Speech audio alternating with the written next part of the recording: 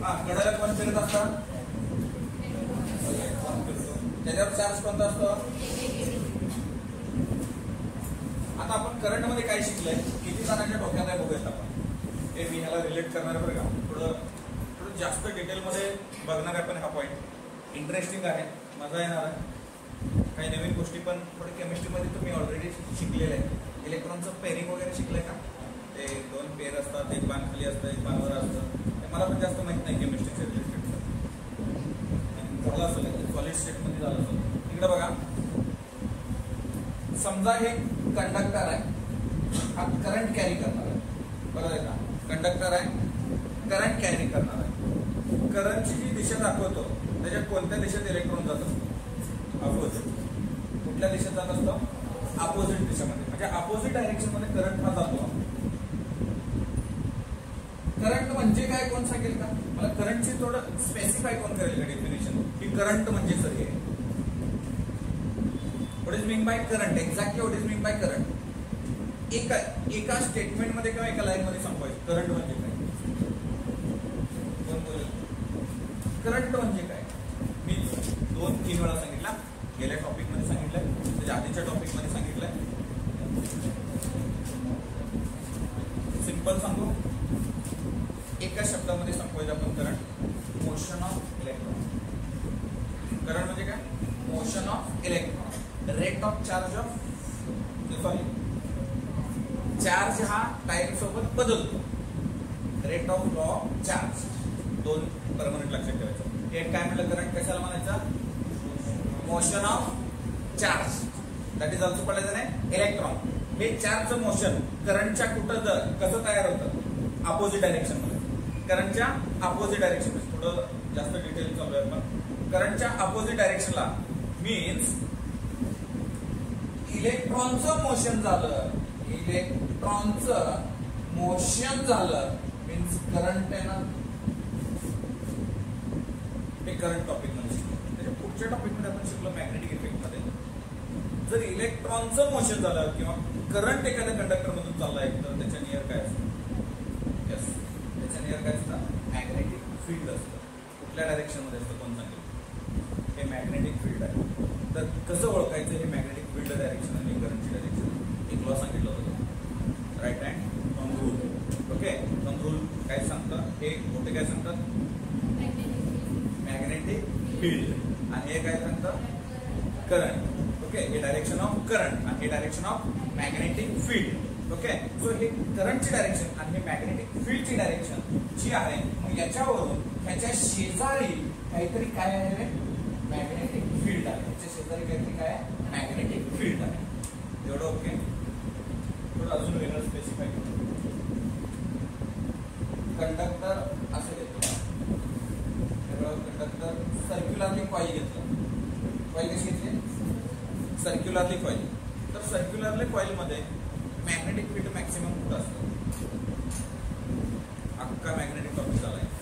Circular coil मध्ये एक circular coil आहे, मॅक्सिमम मॅग्नेटिक फील्ड कुठं असतं,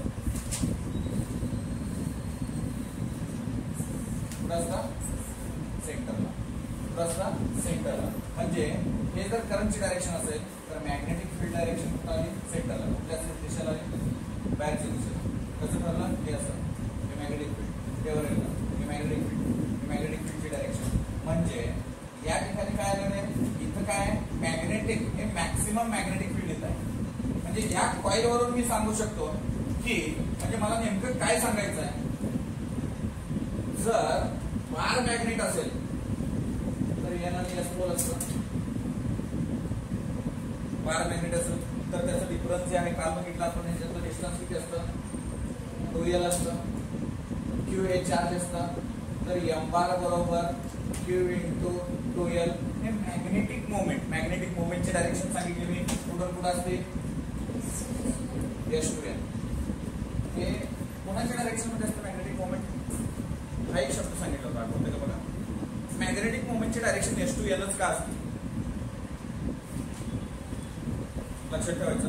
S2L कोणाची डायरेक्शन होती, आपण S2L डायरेक्शन कोणाची होती, आता जे सांगितलं होतं, कोणाची होते, मॅग्नेटिक फील्डची.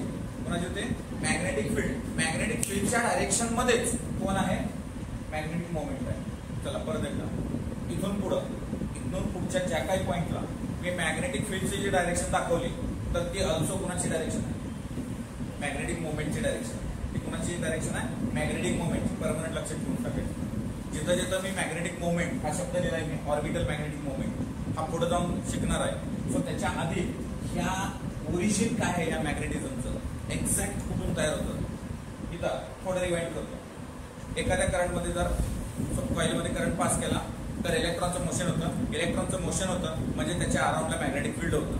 जर ती सर्क्युलर कॉइल घेतली तर तरीही त्याच्यामध्ये सेंटरला मॅग्नेटिक फील्ड आपण काढू शकतो. मग आता सेंटरला मॅग्नेटिक फील्ड आहे. मॅग्नेटिक फील्ड आहे म्हणजे त्याच्या दोन बाजू आहेत. कोणते कोणत्या? N S. कोणत्या कोणत्या येणार आहे? N S. ह्या दोन बाजू आहेत. मॅग्नेटिक फील्डच्या किती बाजू त्या? दोन बाजू. इथं जसं होतं एन आणि एस. मग आता मला एक सिंगल आयटम घेतलाय. एक लक्षात, एक सिंगल आयटम घेतलाय. सिंगल आयटम मध्ये हे काय? हे इलेक्ट्रॉन आहे. हा काय? इलेक्ट्रॉन आहे. इथं काय झालं? इलेक्ट्रॉनचं मोशन होतंय. कोणत्याही ऍटम मध्ये इलेक्ट्रॉन गप बसत नाही. तो ऑलवेज कसा असतो? वळवळ करत असतो, म्हणजे गोल गोल फिरतो. कुणाच्या शेजारी? न्यूक्लियसच्या अराउंडला. ओके. तो काय करत असतो? राऊंड रोटेशन घेत असतो, फिरत असतोय.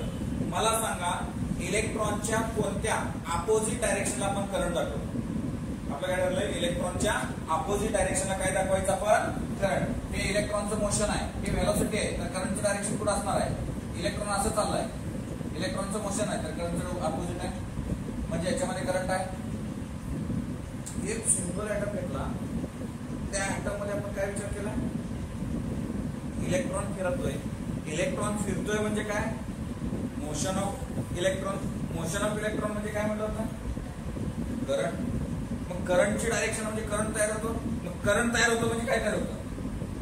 Magnetic field. मग एक सिंगल, एक लक्षात, एक सिंगल आयटम हा काय म्हणून काम केला? Magnetic field. त्याला किती पोल झाले? दोन पोल. कोणतं कोणतं झालं? एन आणि एस. म्हणजे एक सिंगल आयटमला काहीतरी मॅग्नेटिक मोमेंट आहे. मॅग्नेटिक मोमेंट कधी असते? दोन पोल असल्यावर. कुठून कुठं असते? एस टू एन असते. रिलेट व्हायला लागेल थोडं. ओके. परत एकदा इथं मला डायरेक्शन हवे. मॅग्नेटिक फील्डची डायरेक्शन कुठल्या डायरेक्शनला असेल? कोण विचार करतो? मॅग्नेटिक फील्डची डायरेक्शन कुठल्या डायरेक्शनला असेल? मॅग्नेटिक फील्डची डायरेक्शन थोडं रिलेट करायचं. करंटची डायरेक्शन कुठं आहे? करंटची डायरेक्शन या साईडला. मॅग्नेटिक फील्डची डायरेक्शन, मॅग्नेटिक फील्डची डायरेक्शन काढायची कशी? हे पण फार महत्वाचं आहे. हे बघा,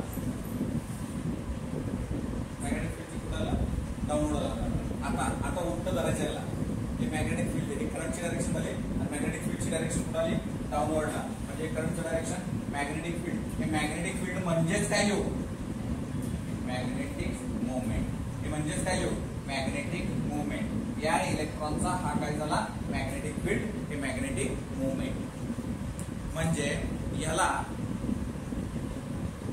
हे काय झालं? मॅग्नेटिक करणार आहे. मॅग्नेटिक मोमेंट कळले? मॅग्नेटिक मोमेंट कळले का बघा? हे एक पॉईंट कळला का बघा मॅग्नेटिक मोमेंटचा? मॅग्नेटिक मोमेंट मध्ये काय शिकलो बघा आपण? परत एकदा, हे इलेक्ट्रॉनचं मोशन आहे. इलेक्ट्रॉनचं मोशन आहे म्हणजे त्याच्या अपोजिटला काय? करंटचं डायरेक्शन आहे. म्हणजे करंटचं डायरेक्शन आहे म्हणजे आपण राईट हँड थंब रूलनं कुणाचं डायरेक्शन दाखवलं? मॅग्नेटिक फील्डचं. जे मॅग्नेटिक फील्डचं डायरेक्शन आहे तेच कुणाचं डायरेक्शन आहे? मॅग्नेटिक मोमेंटचं डायरेक्शन. एवढं क्लिअर आहे? इलेक्ट्रॉन सिंगल असला, हा इलेक्ट्रॉन सिंगल होता, सिंगल फिरला याच्या आयटमचा. जर हेलियम आयटमसाठीचा विचार केला म्हणजे कसं? समजा त्या इलेक्ट्रॉनचं मोशन असं झालं म्हणजे करंटचं डायरेक्शन इकडं आलं. करंटचं डायरेक्शन जर एक इकडून आलं, कुठून आलं बघा? हे करंटचं डायरेक्शन असं आलं तर मॅग्नेटिक फील्ड कुठे गेला? या डायरेक्शनला आला. हे झालं V1, हे झालं V2. हे झालं इलेक्ट्रॉनचं मोशन, हे झालं इलेक्ट्रॉनचं मोशन, हे झालं करंटचं डायरेक्शन. म्हणजे इथं आलं मॅग्नेटिक फील्ड. हा इलेक्ट्रॉन असा फिरायला लागला.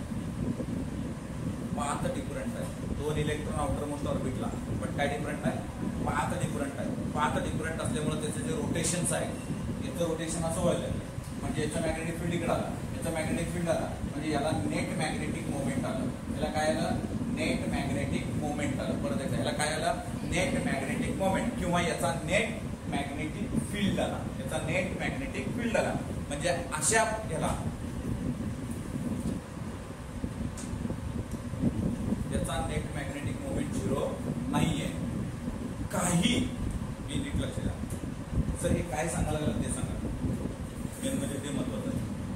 एखादं ऑब्जेक्ट असं असतं की मॅग्नेटला ओढून घेतं.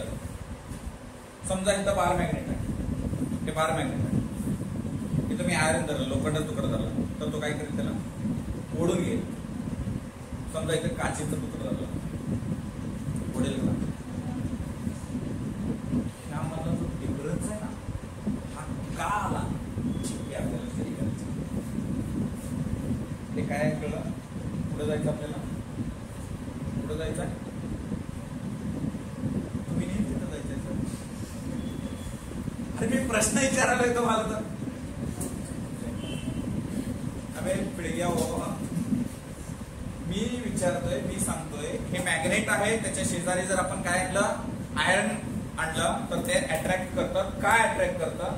दुसरी गोष्ट, जर मॅग्नेटला जर एक्सटर्नल मॅग्नेटिक फील्ड मध्ये ठेवलं किंवा आयर्न रॉडला जर एक्सटर्नल मॅग्नेटिक फील्ड मध्ये जर ठेवलं तर ते काय होत असतं, किंवा काचाला म्हणजे ग्लासला जर मी तिथं ठेवलं तर काय होतं, किंवा ग्लास अट्रॅक्ट ह्याला का करत नाही, त्याचं रिझन सांगतो. पहिलं रिझन, हे आयर्न त्याचं नेट मॅग्नेटिक मोमेंट काहीतरी असतं, हे नेट मॅग्नेटिक मोमेंट काहीतरी असतं, म्हणून हे एकमेकाला काय करतात, अट्रॅक्ट करतात. हे पहिलं झालं. दुसरं रिझन सांगतो. आपल्याला हा टॉपिक काय शिकायचा आहे ना, हे पण फार महत्वाचं आहे. बाकीचं सांगू नका, सुट्टी कधी देतात. इथं जे आहे हे बघा, परत एकदा, हे चार्ज, हे इलेक्ट्रॉनचं मोशन. आता सेम इलेक्ट्रॉन, दोन इलेक्ट्रॉन घेतो, याचं मॅग्नेटिक फील्ड खाली म्हणजे मॅग्नेटिक मोमेंट डाऊनवर्ड, त्याचं करंटची डायरेक्शन याच्या उलट. समजा दुसरा एक इलेक्ट्रॉन आहे या डायरेक्शन मध्ये फिरवला, सेकंड इलेक्ट्रॉन या डायरेक्शनला, हा इकडे फिरतोय, हा इकडे फिरतोय, नीट लक्ष द्यायचं.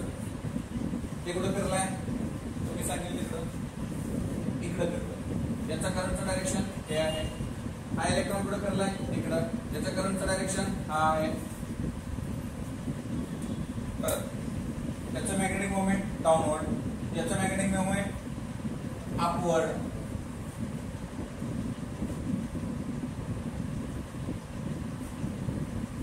ओके, काय काय सांगितलं बघा.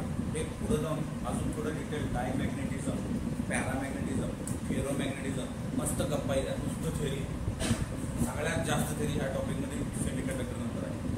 फुल शिकायचं आहे, फक्त ऐकायचं आहे, कीर्तन ऐकलेलं बघा. बरं, मगाशी कसं झालं होतं रे, ॲटम तोच आहे, फिरलं कसं, एकदा असं फिरलं, एकदा असं फिरलं, म्हणून त्याला काय झालं, नेट मॅग्नेटिक मुवमेंट आहे. ओके, तिथे M bar B not equal to 0 निघतो. ओके, नेट मॅग्नेटिक मोमेंट आहे. आता मी इथं काय करतोय बघा, हे दोन इलेक्ट्रॉन सेम पाथ मध्ये फिरतात बट अपोजिट डायरेक्शन फिरतात. रिपीट, एका ऍटम मध्ये दोन इलेक्ट्रॉन्स आहेत, ते दोन इलेक्ट्रॉन दोघांचं रोटेशनचं जे डायरेक्शन आहे ते कसं आहे, अपोजिट आहे. अपोजिट असल्यामुळं त्यांचं मॅग्नेटिक मोमेंट सुद्धा काय अपोजिट आहे, आणि हे दोन्ही मॅग्नेटिक मोमेंट एकमेकाला काय होत आहेत, कॅन्सल आउट होत आहेत. म्हणून इथं एम्बार जो येतो तो किती येतो, 0. म्हणून अशा ऑब्जेक्टचं नेट मॅग्नेटिक मोमेंट काय असतं, 0 असतं. आणि ज्याचं नेट मॅग्नेटिक मोमेंट 0 असतं, ज्याला काही इफेक्टच होत नाही, डोक्यात दगड घालतो, काही चेंजचं अडचण नाही. मी सांगण्याचं काय की अशा टाईपच्या मटेरियलला आपण हा वेगळ्या पद्धतीचं समजतो. म्हणजे इथं दोन टाईपचे झाले, एक ज्याचं नेट मॅग्नेटिक मोमेंट आहे, दुसरं ज्याला नेट मॅग्नेटिक मोमेंट नाही. म्हणून आयर्न आहे, काच त्या अशा वेगवेगळ्या डिफरंट पोझिशन मध्ये मोडतं. आणि हे झालं त्याचं ओरिजिन ऑफ मॅग्नेटिझम. हे काय झालं, ओरिजिन ऑफ मॅग्नेटिझम. दोनच कन्क्लूड केले याच्यामध्ये. काय कन्क्लूड केलं, सगळं काय डिपेंड कोणावर आहे, इलेक्ट्रॉन. रोटेशन एकाच पाथमध्ये का वेगळ्या पाथमध्ये. दुसरं त्याच्या कुठल्या पोझिशनवर डिपेंड केला, पण मॅग्नेटिक मुवमेंटवर. कशावर डिपेंड आहे, मॅग्नेटिक मुवमेंट. मॅग्नेटिक मुवमेंट म्हणजे काय, जे मॅग्नेटिक फील्डचं डायरेक्शन आहे तेच काय आहे, मॅग्नेटिक मुवमेंट. एवढं क्लिअर आहे. आता जे हे इलेक्ट्रॉन फिरतोय, नीट लक्ष द्या, जो हा इलेक्ट्रॉन फिरतोय त्याचं जे एम ऑर्बिट आहे, मॅग्नेटिक मोमेंट आहे, मॅग्नेटिक मोमेंट त्याची व्हॅल्यू किती. दुसरी गोष्ट, हा फिरतोय हे मीन्स अँग्युलर मोमेंटम आहे, याला एक पर्टिक्युलर मोमेंटम आहे. ती मोमेंटम किती असते. त्यानंतर यामध्ये जर एक सिंगल आयटम घेतला, नीट लक्ष द्या, एक सिंगल आयटम घेतला तर व्हॅल्यू किती आहे. 2 आयटम्स घेतले तर किती, 3 घेतले तर किती, हे depend upon number of electrons. ते बघूयात आपण. थोडं सगळ्यात महत्वाचं जे डेरिव्हेशन आहे हे होतं. फक्त तुम्हाला एक बेसिक गोष्टी पण एक्सप्लेन करायची होत्या. थोडं जास्त डिटेल झालं तर हे तर विचारतात का पेपरला. ते जे होतं ते बेसिक गोष्टी माहिती असणं गरजेचं होतं. पुढच्या 2-3 पॉईंट्सला इथं बघायचा. पॉईंट काय आपला, magnetic dipole moment of revolving electron. Okay, परत तोच इकडलाच इलेक्ट्रॉन घेतलाय कुठं, ते काय एक सिंगल आयटम घेतला, त्या सिंगल आयटमच्या आतमध्ये उडी मारलो, हे त्याचा न्यूक्लियस आहे, हे त्याचं काय आहे, इलेक्ट्रॉन आहे. ओके, इलेक्ट्रॉनचं हे काय मोशन आहे, इकडे काय करंट आहे, इकडे काय आहे आपल्याला करंट आहे. ओके, ते करंट आहे. मग हे काय आहे ऑर्बिटल मोमेंट म्हणजे मॅग्नेटिक मोमेंट, हे काय अँग्युलर मोमेंट. ते थोडं आता सध्या मला सांगा एम्बारचा फॉर्म्युला काय असतो. एम्बारचा फॉर्म्युला, एम्बार म्हणजे काय, magnetic moment. Magnetic dipole moment हा शब्द वापरतो का. हे मॅग्नेटिक डायपोल मोमेंटचा फॉर्म्युला काय असतो,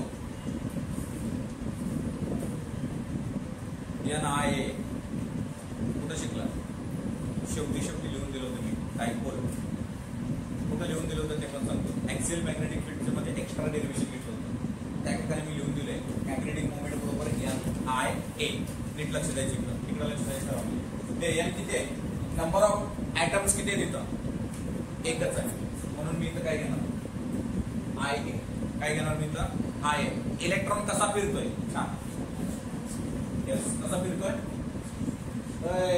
सर्क्युलर मोशन फिरतो ना. म्हणजे त्याचा एरिया काय असणार, सर्कलचा πr². चलो ठीक आहे. मला परत एकदा प्रश्न, माझा प्रश्न रिपीट झाला. करंट म्हणजे काय, प्रश्न रिपीट केलो. करंट म्हणजे काय, मोशन ऑफ, हा म्हणजे फॉर्म्युला काय ना, QT लक्षात ठेवायचं, Q/T. Q म्हणजे काय, चार्ज कोणता येतं, इलेक्ट्रॉन. तो I बरोबर असं लिहू का, E/T. मला सांगा एक सर्क्युलर इलेक्ट्रॉन फिरतं तर त्याचा टाइम पिरियड किती असतो. सर टोटल डिस्टन्स सांगा, वेलोसिटी सांगा. काय काय सांगा, टोटल डिस्टन्स सांगा, वेलोसिटी सांगा. आता सर्कल आहे म्हणजे टोटल डिस्टन्स किती आहे, सर्कल आहे म्हणजे टोटल डिस्टन्स किती आहे, 360 म्हणजे किती, 2πr. वेलोसिटी किती आहे, v. वेलोसिटी किती आहे, v. त्याला इथं टाकू. I बरोबर काय आलं, E/2πr/v. हे कुठं सोडवलं तरी, त्याच्या आधी सोडवलंय आपण. I = EV/2πr. हा करंट आला, हा करंट आला, करंट आला. करंटची व्हॅल्यू इथं टाकू, एरियाची व्हॅल्यू इथं टाकू. M ऑर्बिटला इथं लिहूया. M ऑर्बिट काय आलं बघा, M ऑर्बिट बरोबर करंट किती आहे, EV/2πr इंटू एरिया किती आला, πr². पाय गेलं, एक r गेलं. सो M ऑर्बिट आपल्याला किती आलं, EV/2.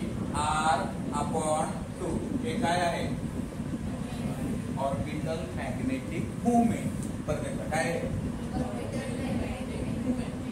कुणाचं एक सिंगल आयटम घेतलाय, त्याच्यामध्ये एक इलेक्ट्रॉन फिरलाय, त्याच म्हणजे काय ना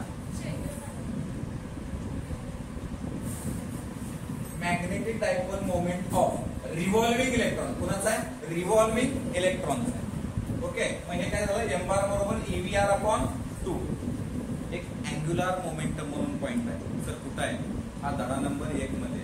ते पुढे पडेल इकडे अँग्युलर मोमेंटम. एक तर घाबरून बसायची इकडे. L बरोबर mvr.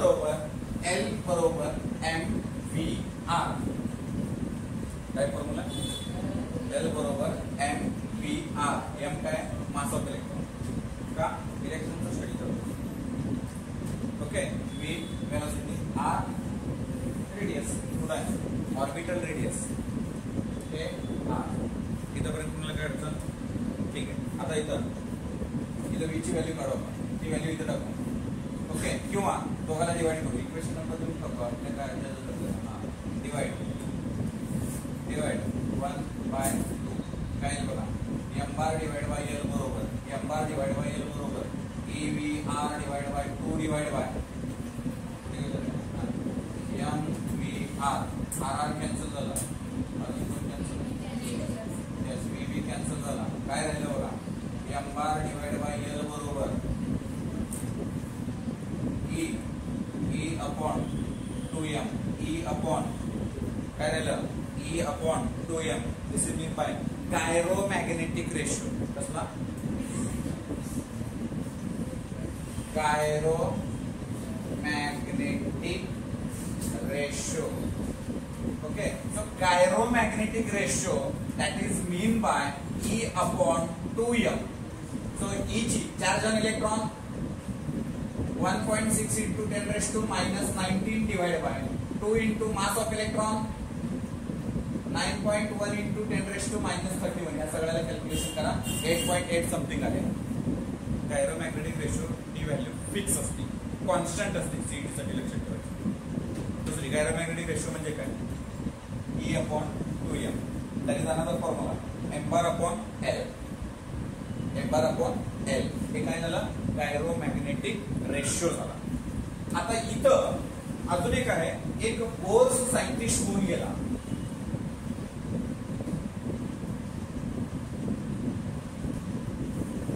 Bourse second पॉस्ट्युलेट angular मोमेंटमच्या related सांगितलं त्याला. L बरोबर NH अपॉन 2π. H म्हणजे प्लँक्स कॉन्स्टंट, L म्हणजे नंबर ऑफ ऑर्बिट, L म्हणजे अँग्युलर मोमेंटम, 2π. तर हे काय नीट लक्ष द्यायचं. एक शॉर्टली फक्त सांगतो, बोर्सनं काय सांगितलं. बोर्सनं असं काय सांगितलं, हे इलेक्ट्रॉन सर्क्युलरच का फिरतो, त्याचं उत्तर बोर्सनं दिलं. दुसरी गोष्ट, हा फिरतो म्हणजे हा एनर्जी घेतो कुठे, मग घेतो तर लॉस का करत नाही. जर लॉस केला असता तर मग हा येऊन त्याच्यावर आदळवला असता. हा आदळला असता तर इलेक्ट्रॉन डिस्ट्रॉय झाला असता, ऍटम डिस्ट्रॉय झालं असतं. आणि ऍटम डिस्ट्रॉय झालं असतं, बऱ्याच गोष्टी राहिल्या नसत्या. आपण ज्याच्यावर बसलो ते दुसऱ्या दिवशी वितळलं असतं, सगळं निघून गेलं असतं. शक्य आहे का? असं होतंय का? त्याचं उत्तर कोणी दिलं, बोर्सनं. आणि त्याचं उत्तर आपल्याला 15 नंबर टॉपिक मध्ये बघायचं आहे. फक्त एवढं डोक्यात ठेवायचं आहे, L बरोबर NH अपॉन 2π. मग L कुठे टाकायचं सर, इकडे बघा. हा m बारला मी असं लिहितो, m बार बरोबर E upon 2m into L बार वेक्टॉरिकली जर घेतला तर याला मायनस घेतो मी, वेक्टॉरिकली. परत L ची व्हॅल्यू टाकून देऊ आपण नॉर्मल. m बरोबर E upon 2m into L काय आहे, NH अपॉन 2π. N बाहेर काढलं, m बरोबर N EH 4πm. जर मी हायड्रोजन H ॲटम साठी N किती असतो, 1. H ॲटम साठी N किती असतो, 1. तर m ची व्हॅल्यू कॉन्स्टंट आली, EH अपॉन 4πme. हे me हे मास ऑफ इलेक्ट्रॉन आहे. हे m जे आहे ते ऑर्बिटल मोमेंट आहे. हे m जे आहे ते ऑर्बिटल मोमेंट आहे. हे जे m आहे ते काय आहे, मास ऑफ इलेक्ट्रॉन. थोडं वेगळं लिहिण्यासाठी इथं वाटलं तर m लिहितो. ओके, थोडं कन्फ्युजन होऊ नये. मग ह्याला काय म्हणायचं, त्याला म्हणायचं बोर्स मॅग्नेटॉन. काय म्हणजे त्याला, काय म्हणायचा, बोर्स मॅग्नेटॉन. ओके, सो हा जो आहे तो Bohr's magneton. n is equal to किती व्हॅल्यू आहे, 1. हे फक्त कोणासाठी झालं, H ॲटम साठी. याची व्हॅल्यू फिक्स असते का, हो. E ची व्हॅल्यू फिक्स आहे, H ची व्हॅल्यू फिक्स आहे, 4π फिक्स आहे, आणि मास ऑफ इलेक्ट्रॉन फिक्स आहे. म्हणजे बोर्स मॅग्नेटॉन ही व्हॅल्यू काय आहे, फिक्स आहे. 1 मिनिटामध्ये परफेक्ट सगळं. आपण काय शिकलो बघा, magnetic dipole moment of revolving electron. काय केलं, एक इलेक्ट्रॉनचं रोटेशन घेतलं. कुठला, एक सिंगल ॲटम घेतला. सिंगल ॲटम मध्ये एक सिंगल इलेक्ट्रॉन रोटेशन घेतला, स्टडीसाठी सिंगल इलेक्ट्रॉन घेतला, त्याचं मोशन बघितलं, त्याच्या मोशनमध्ये एम ऑर्बिट बघितला आणि हे अँग्युलर मोमेंटम. एम ऑर्बिट काढायचा म्हणजे एम इक्वल टू आय आहे, ए म्हणजे पाय आर स्क्वेअर आहे, आय म्हणजे क्यू अपॉन टी, क्यू म्हणजे E upon T, I T is equal to 2 pi r upon V. ही व्हॅल्यू इथं टाकलं. करंटची व्हॅल्यू आली आपल्याला E V upon 2 pi R. ही करंट आणि एरिया जो आहे या दोन्ही ठिकाणी एमच्या ठिकाणी टाकलं, एम बार आलं ई व्ही आर अपॉन 2.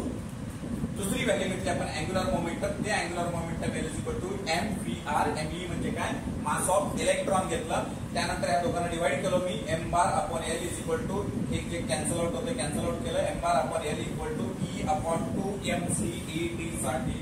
मी पुन्हा एकदा सांगतो, सीईटी साठी आणि थेरी साठी सुद्धा 1 मार्काचा क्वेश्चन याच्यावर विचारला गेलेला होता.